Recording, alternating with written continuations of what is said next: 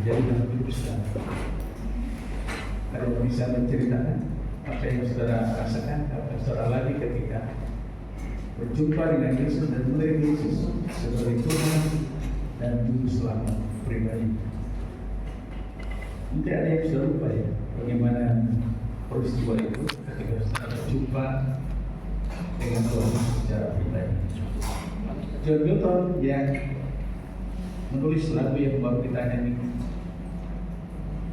pada waktu dia menyadari keberadaannya dan berjumpa dengan Yesus secara pribadi, dan dia menyerahkan hidupnya untuk melayani Tuhan, dia berkata bahwa satu hal yang sangat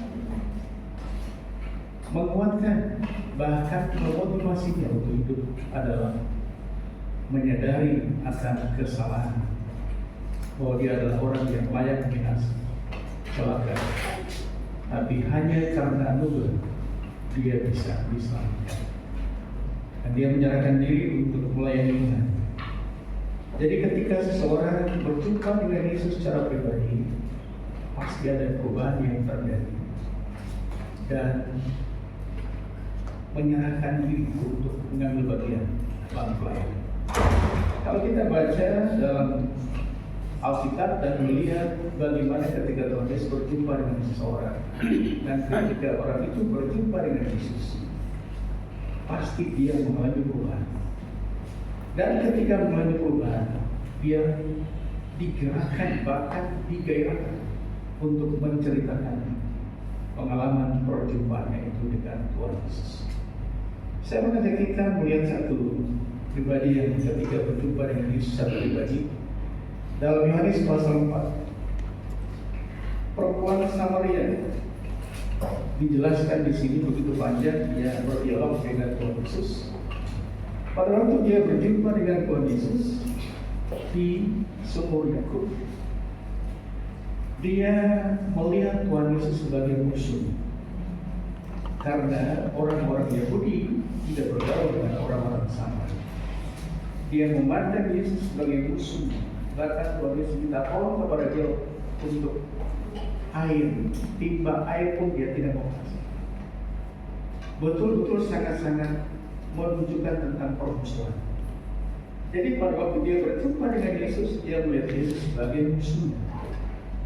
Tapi ketika Tuhan Yesus berbicara dengan dia dan berdialog dengan dia tentang kehidupannya, dan Tuhan menawarkan kepada dia air hidup, kalau dia ingin menikmati air itu, air hidup itu.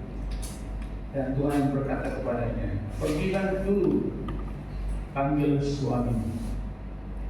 Dan dia berkata, aku tidak punya suami. Dan Tuhan Yesus berkata, benar, karena engkau sudah mempunyai 5 suami, dan yang ada padamu sekarang bukan suami. Tuhan menyentuh hati, lalu kemudian dia mulai mengenal Yesus sebagai Nabi. Karena Yesus berbicara tentang kesalahan dan dosa yang dia lakukan. Dia mengenalnya sebagai peninggal. Tadi dia mengenal dia sebagai musuh, sekarang dia melihat dia sebagai seorang Nabi. Dan dia punya pengalaman seperti orang-orang Samaria menantikan datangnya Mesias. Orang-orang Samaria ini beribadahnya di Gunung Gerizim, berbeda dengan orang Yahudi di Bait Allah. Dan perempuan ini berbicara dengan Tuhan tentang hal-hal yang dia lakukan, tentu tentang ibadahnya. Tapi Tuhan berkata bahwa akan datang saatnya bahwa orang tidak beribadah lagi di gunung ini ataupun di Yerusalem. Tapi setiap orang yang menyembah Bapa dalam roh dan kebenaran. Lalu jawab perempuan itu, saudara perhatikan ayat 25.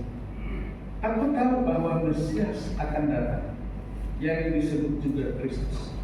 Apabila ia datang, ia akan memberitakan segala sesuatu. Kata Yesus kepadanya, akulah dia yang sedang berkata-kata dengannya.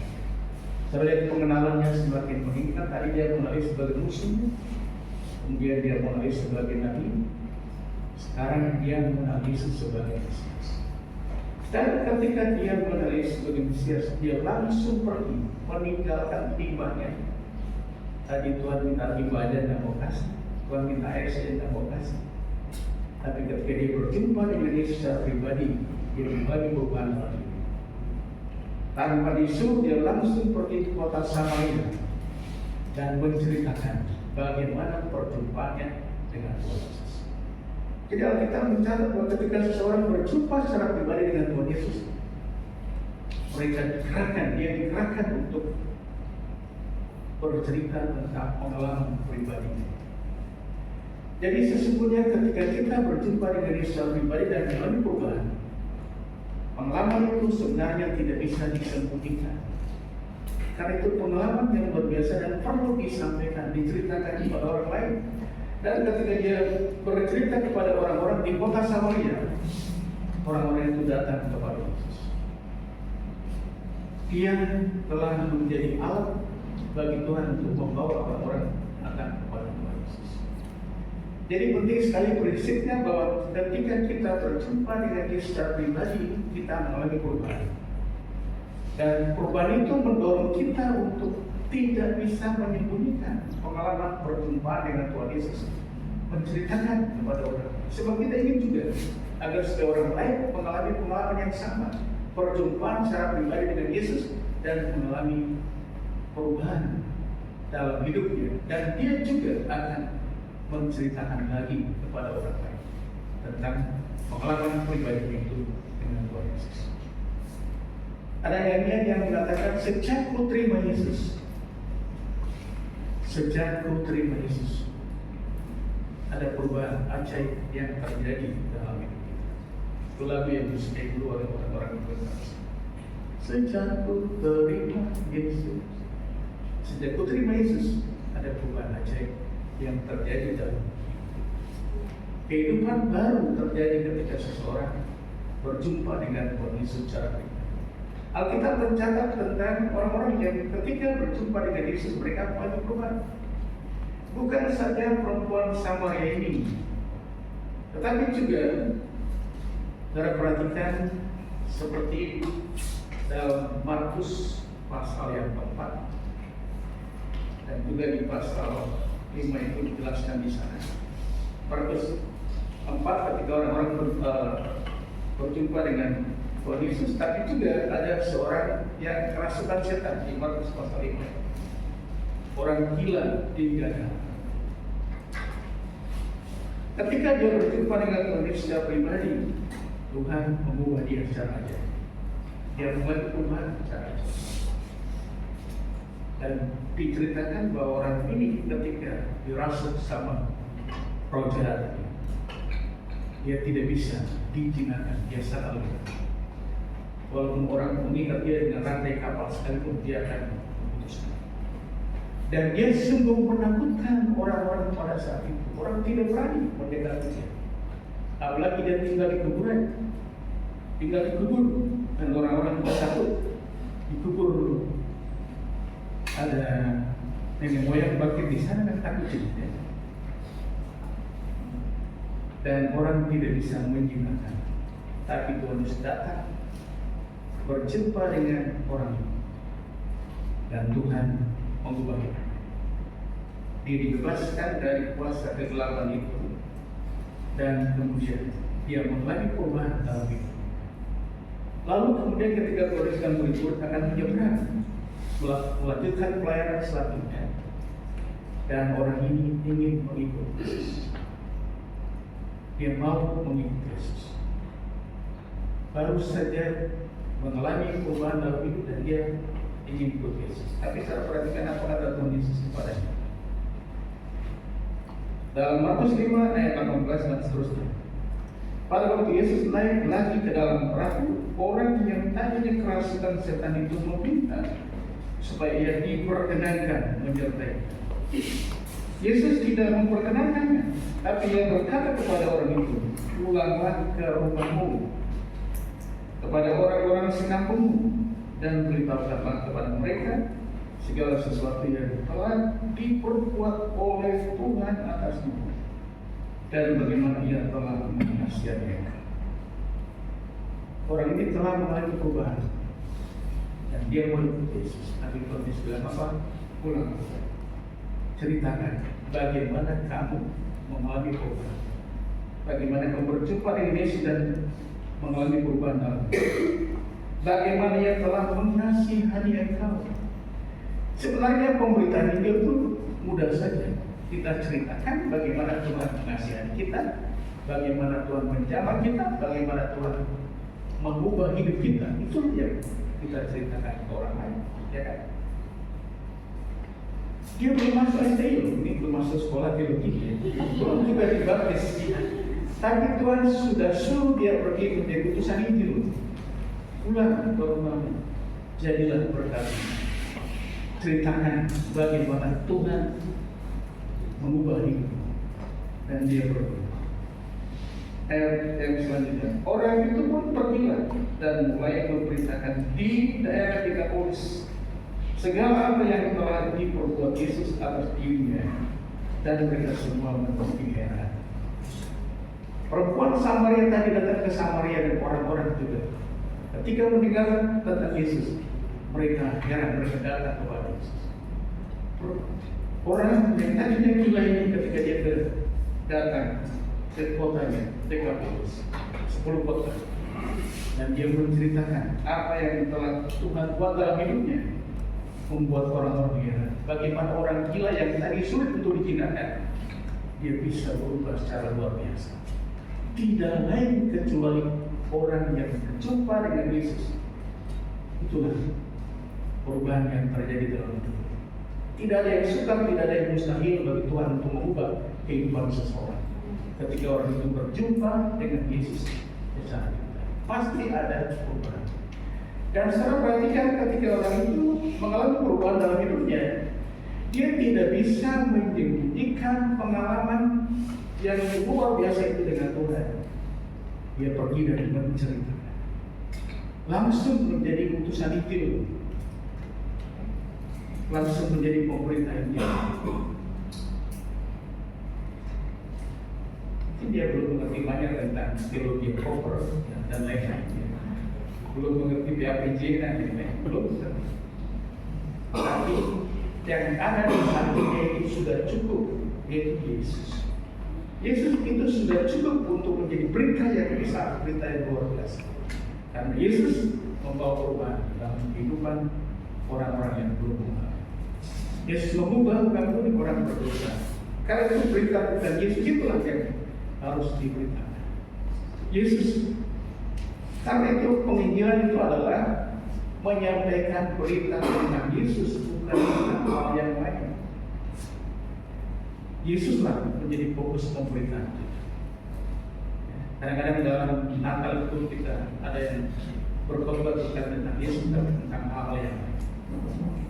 Ada yang berkhotbah tentang Pancasila, ada yang berkhotbah tentang Undang-Undang Dasar. Yesus dilupakan. Harusnya Yesus yang menjadi fokus pemberitaan. Bagaimana dia mengubah hidup kita dan bagaimana kita menceritakan pengalaman perjumpaan itu dengan Tuhan Yesus. Itulah berita terbesar yang sebenarnya kita mesti sadar. Kita seringkali nyanyi, aku suka mengabarkan. Saudara suka nggak? Nyanyi kok suka mengabarkan Yesus. Memang kita di kabel untuk suka ya mengabarkan. Kita keluar dari kabel pergi pelayanan, ya dan suka.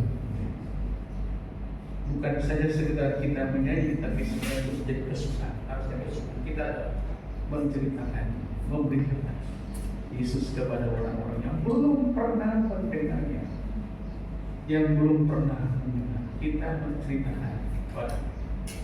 Dan orang ini, kalau kita baca selanjutnya, dia mendirikan jemaat, yang memulai jemaat, mendirikan jemaat, dan di 10 kota yang menjadi berkat bagi orang-orang besar. Sama halnya seperti perempuan Samaria tadi. Memang sesudah itu tidak ada cerita lagi tentang dia. Orang ini juga tidak ada cerita lagi tentang dia dalam dicatat dalam Alkitab. Tapi dia sudah melakukan apa yang harus dia lakukan, menjadi berkat bagi orang lain. Kalau saya perhatikan salah satu tokoh yang lain, seorang yang kaya, seorang yang tidak mempedulikan orang. ketika dia berjumpa dengan Yesus, dia mengalami perubahan. Sebenarnya dia tidak punya cita-cita untuk berjumpa secara khusus, tapi dia hanya ingin melihat siapa Yesus. Hanya ingin melihat saja. Saudara tahu siapa dia? Zakheus. Hanya ingin melihat siapa Yesus. Dan dia berusaha dengan berbagai cara untuk melihat siapa Yesus. Dia sadar bahwa dia orang pendek dan ada banyak orang yang berbondong-bondong mengikut Yesus. Dan dia tidak mungkin bisa berdiri di tengah-tengah orang banyak itu untuk melihat Yesus. Karena itu dia berusaha untuk lari lebih dahulu. Dia tahu bahwa pasti Yesus akan lewat di sini. Dan dia naik menara. Betul Yesus betul lewat di sini. Dan ketika Tuhan Yesus melihat dia, dan Tuhan Yesus berkata, "Hai Zakheus." Wah, itu cukup mengkagetkan karena Tuhan tahu nama. "Hai Zakheus, turunlah. Aku mau menumpang dirimu." Itu juga mengejutkan. Bukan saja Tuhan tahu namanya, tapi Tuhan ingin tinggal di situ. Ada banyak orang yang berbondong-bondong saat itu mengikut Yesus. Tapi Tuhan menaruh perhatian kepada satu orang saja. Orang yang bernama Zakheus. Tuhan tahu bahwa dia sungguh bukan saja mau melihat siapa Yesus, tapi Tuhan mengerti siapa. Dan dia juga terbuka dengan sukacita dia menerima Yesus. Dan ketika dia bersama Yesus di rumahnya, di antara orang-orang yang hari itu juga tidak suka dengan orang-orang pemungut ahli Taurat, juga ada orang-orang Yahudi yang hadir saat itu dan mereka berseru-seru, "Mengapa Yesus mau tinggal di rumah orang berdosa?" Secara apa yang dilakukan oleh Zakheus? Dia telah mengalami perubahan dalam hidupnya. Dia berdiri di tengah-tengah orang banyak itu dan mulai bersaksi. Dia berkata, "Tuhan, setengah dari milikku akan kuberikan kepada orang miskin. Dan sekiranya ada sesuatu yang kuperas dari seseorang, akan kembalikan hal itu." Dia telah mengalami perubahan dalam hidup. Dia berani bersaksi. Dan itu bukan sekedar kesaksian, tapi dia harus membayar harga yang mahal. Karena dia telah berjumpa dengan Yesus itu jauh lebih berharga daripada harta. Karena dia rela mau memberikan kepada orang-orang yang dia peras 4 kali lipat dari uang yang dia peras. Kalau dia peras 1 juta, dia harus kembalikan 4 juta. Dan bayangkan ada berapa orang yang dia peras. Ada berapa banyak orang miskin yang dia harus tolong. Itu karena perjumpaan dengan Yesus membuat dia berubah dalam hidup. Dan itu nyata dari kehidupannya. Dan kemudian Tuhan Yesus memberi respon dan berkata, "Hari ini telah terjadi keselamatan kepada orang ini, karena orang ini pun anak Allah. Sebab anak manusia datang untuk mencari dan menyelamatkan." Dia bertemu dengan orang yang hilang. Itu